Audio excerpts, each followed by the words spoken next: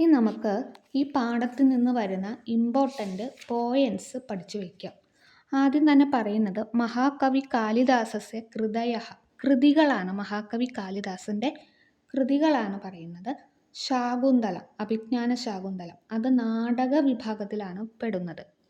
രണ്ടാമത് രഘുവംശം, അതൊരു മഹാകാവ്യമാണ്, പഞ്ചമഹാകാവ്യങ്ങളിൽ പെടുന്നതാണ്. അപ്പം കാളിദാസൻ്റെ തന്നെ രഘുവംശം, കുമാരസംഭവം, ഇത് രണ്ടും പഞ്ചമഹാകാവ്യങ്ങളിൽ പെടുന്നു. ഭാരവിയുടെ കിരാതാർജുനീയം, മാഘൻ്റെ ശിശുപാലവധം, ശ്രീകർഷൻ്റെ നൈഷധീയ ചരിതം. അടുത്തത് നമ്മൾ ഇതിൽ കൊടുത്തിരിക്കുന്നത് മേഘദൂതമാണ്, അദ്ദേഹത്തിൻ്റെ കൃതിയായിട്ട് പറയുന്നത്.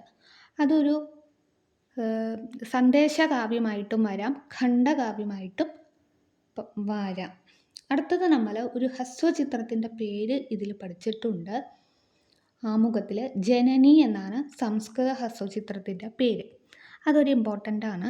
അതിൻ്റെ ഡയറക്ടറായിട്ട് പറഞ്ഞിരിക്കുന്നത് അജിത് ഗാംഗുലിയാണ്. ഈ സിനിമയ്ക്ക് 1993 മികച്ച സാമൂഹിക പ്രസക്തിയുള്ള ചിത്രം, ഇതിന് ദേശീയ ചലച്ചിത്ര അവാർഡും കൂടി ലഭിച്ചിട്ടുണ്ട്. ഇനി പഠന പ്രവർത്തനങ്ങളിലെ കാര്യങ്ങളാണ് പറയാൻ പോകുന്നത്. അതിലെ ചലച്ചിത്രത്തിൻ്റെ നാമവും നിർദ്ദേശകസ്യ ഡയറക്ടറിൻ്റെ പേര് പറഞ്ഞിട്ടുണ്ട്. ആദി ശങ്കരാചാര്യ, അത് ഡയറക്റ്റ് ചെയ്തിരിക്കുന്നത് GV അയ്യരാണ്. അടുത്തത് ചോദിച്ചിരിക്കുന്നത് GV അയ്യരുടെ ചലച്ചിത്രം ഏതാണ്? അത് ഏതാണ്? ഭഗവത്ഗീതയാണ്.